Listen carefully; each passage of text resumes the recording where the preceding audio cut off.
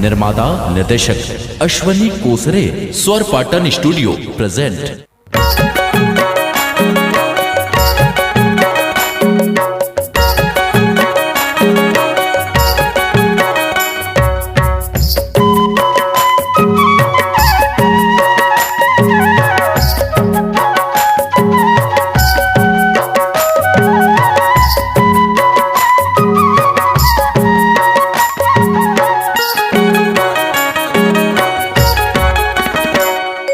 मोही डारे वो हाय रे गोरी मोही डारना,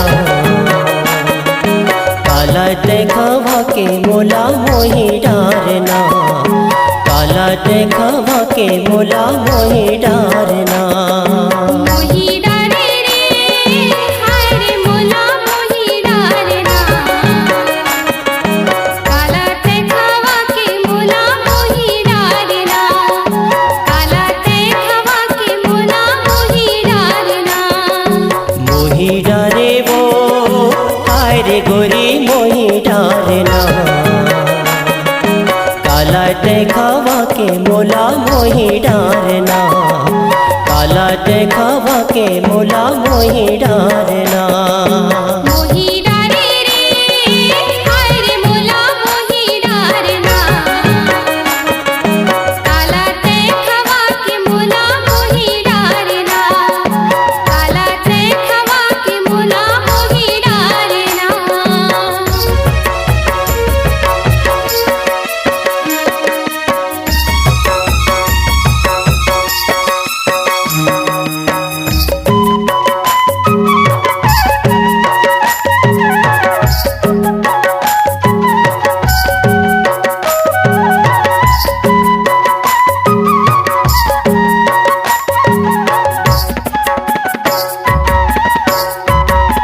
दुरुक के बेलो दिल खोजो भेलाई के सुपेला ओ रानी भेलाई के सुपेला। हाट बाजार ला खोजे डार खोजे मड़ई मेला, संगी खोजे मड़ई मेला।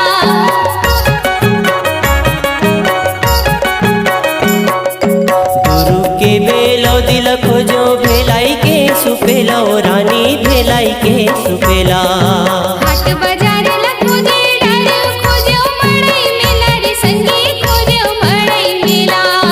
बांधी डारे वो हाय रे गोरी बांधी डारना,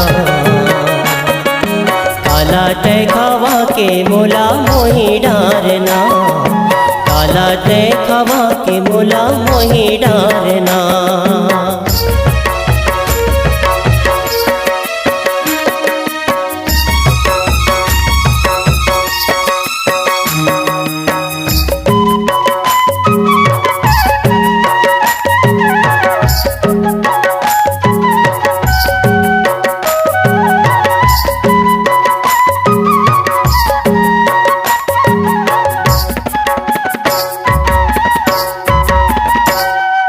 बस्तर के डोंगरीला खोजो गावे के अमरैया, रानी गावे के अमरैया। खोजत खोजत पाटनी आयो, बैठे लीम के छैया रे, संगी बैठे लीम के छैया।